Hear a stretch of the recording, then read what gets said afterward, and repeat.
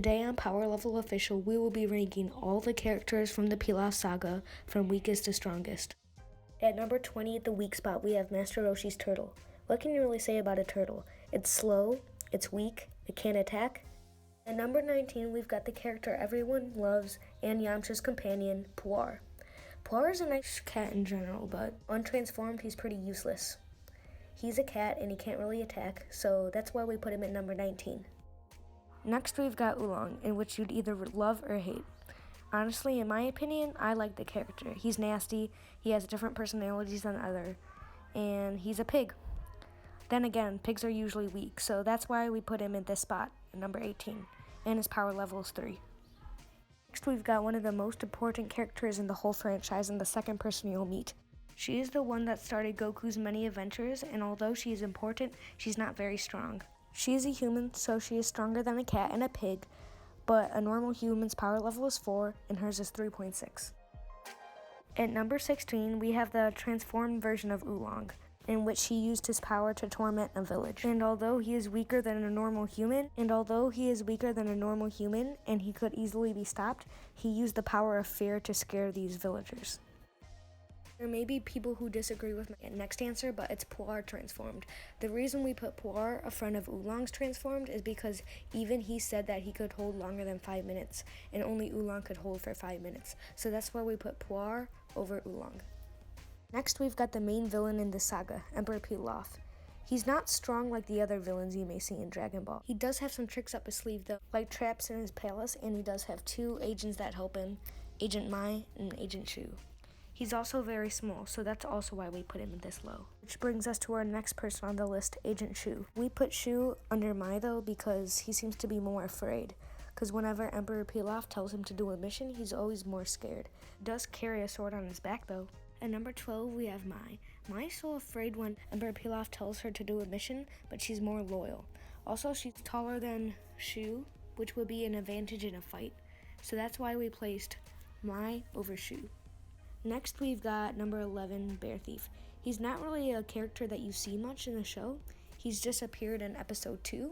I don't really know who he is, if he's a bear or a tiger, but he's tall and he has a sword, and that's what matters. This is where the characters start to get strong. At number 10, we've got Chi-Chi, the Ox King's daughter. She has a boomerang thing on top of her head, which can come in handy if she got in any danger. This is why we put Ox King's daughter in number 10. Number 9, we have another mini-boss in the series, Boss Rabbit. Boss Rabbit can touch someone and turn them into a carrot. Goku, with the help of Yamcha and Puar, defeated Boss Rabbit after Boss Rabbit turned Bulma into a carrot. At number 8, we have the most important character, Goku. Goku at the beginning was not as strong as he is right now, but he was still very strong. He could break logs in one finger, and he took down and picked up a car, which is pretty impressive for a boy. In the first episode of Dragon Ball, this pterodactyl took Bulma. As you can see, his power level is higher than Goku, so how did he get defeated?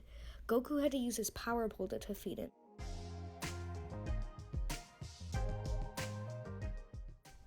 At number 6, we have Yamcha.